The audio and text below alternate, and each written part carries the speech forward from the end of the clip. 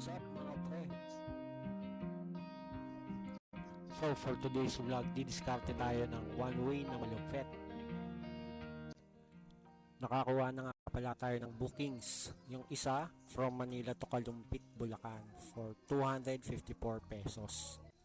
Then yung isa naman from Makati to Baliwag for 326 pesos.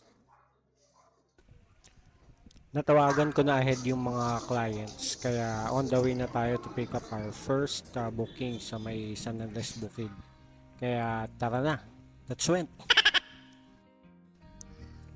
Sa pagmamadali eto, na-pick up ko na yung first booking. Computer set siya, so fragile to.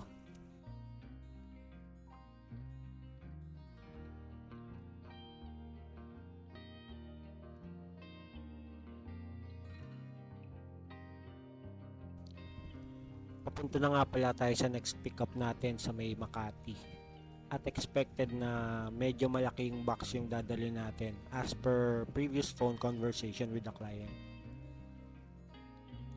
At ayun na nga, eto na yung malaking box. Ang galing din ni client. Binalot niya pa ng bubble wrap plus cling wrap yung box. Sakto naman pagka-check ko, nakakita pa tayo na isang regular booking.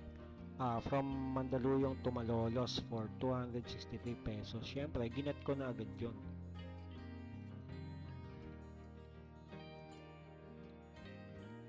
At ayun, since malapit lang sa Kalentong to, nirating ko na agad yung pick up location para makaalis na rin agad ng Manila.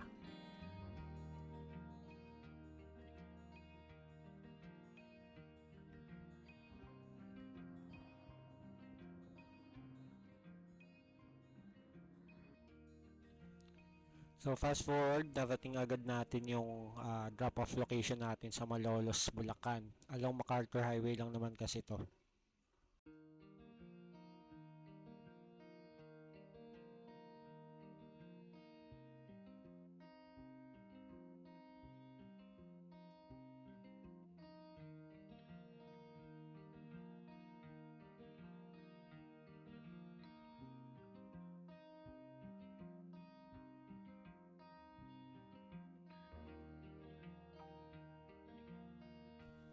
Nagpark lang ako sa ilalim ng puno kasi medyo mainit na nung mga oras na yan.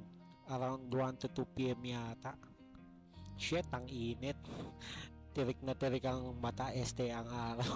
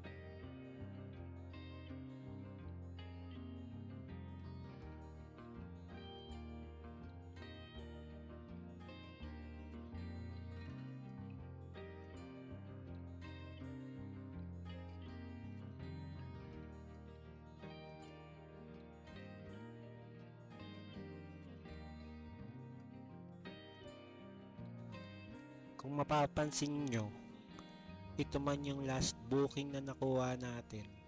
Pero, siya naman yung unang na-drop ko. Dahil nagplan ako ng ruta kung saan makakarating agad ako sa mga drop-off locations ko. Para halos one way lang ang biyahe ko at hindi ako nagpapabalik-balik. Kumbaga, mas efficient pag nakaplano ang ruta mo. Does it make sense, guys?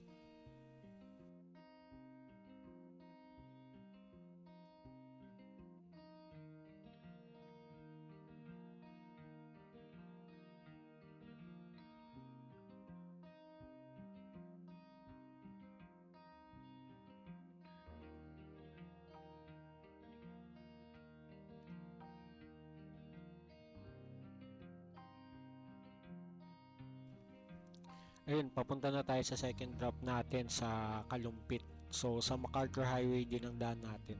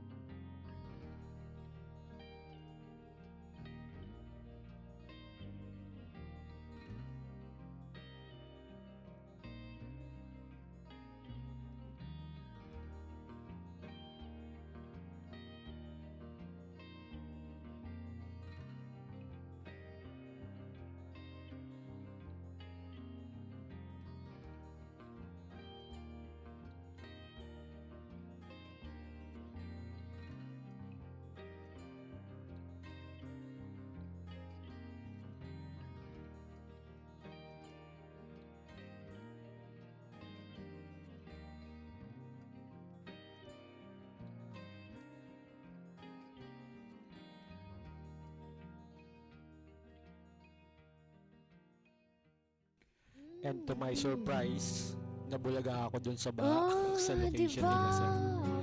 Tinawagan ko na lang si sir na nakiusap ako na siya na lang yung pumunta sa akin since isang kanto na lang naman. Medyo malalim kasi yung baha dun sa lugar nila. Tapos di ko rin kabisado, baka mamaya madisgrasya pa. Kung kailang malapit na, sayang naman kung mababasa yung gamit nila, di ba? Doon na yun. Nirating ko na yung drop-off location natin sa Baliwag. From Kalumpit, dumaan ako sa Pulilan Regional Road. Then, kumaliwa ako dun sa may Pulilan Baliwag Bypass Road. Kaya, ayun, mabilis lang yung yung binahe ko. Smooth lang. Narating ko agad.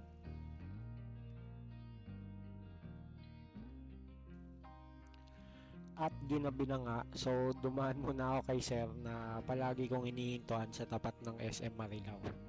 Quick snack lang, tawid gutom mo lang ba?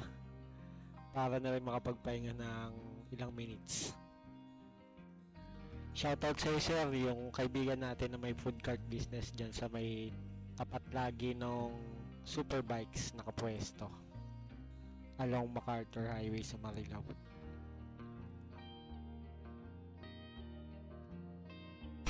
By the way guys, hindi ko alam kung pwede umutang kay sir ha. Pero tatanong natin. Tatanong ko na rin kung nag-a-accept siya ng credit card or GCash payment. Tanong ko minsan pag may time.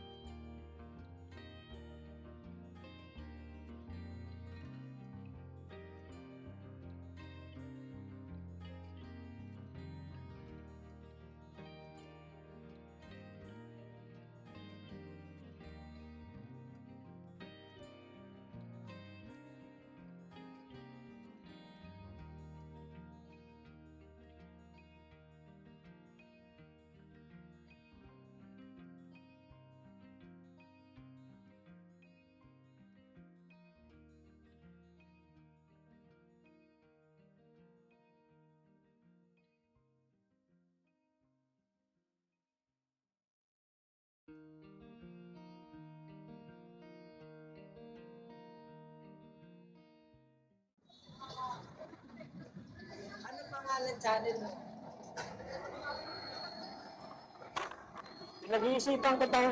Wala pa. Yung vlog pa. Long vlog. Or long vlog. Joke lang. I was happy. Dumadok pa, wala nang ang makain.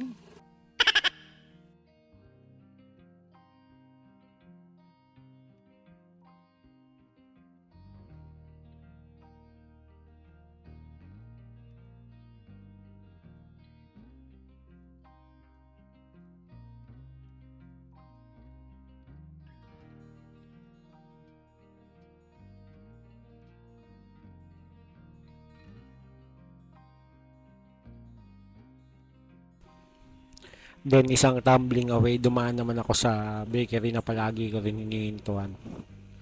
Siyempre, bumili lang ako ng kape at tinapay para may pangalmusal ako kinabukasan.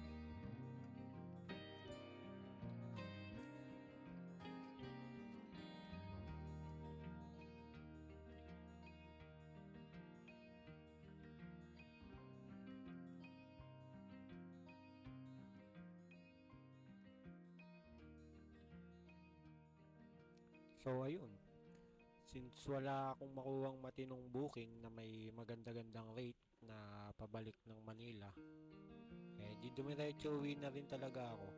At least makakapagpahinga ako ng maaga.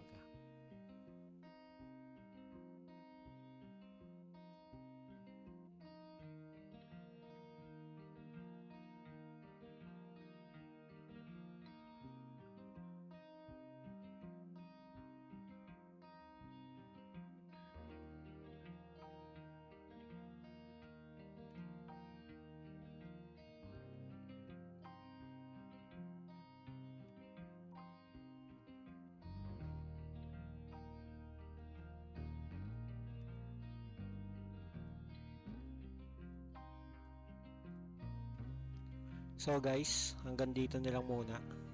Sana nakarelate kayo or nag-enjoy kayo sa video. This is RS Papi. See you on my next vlog.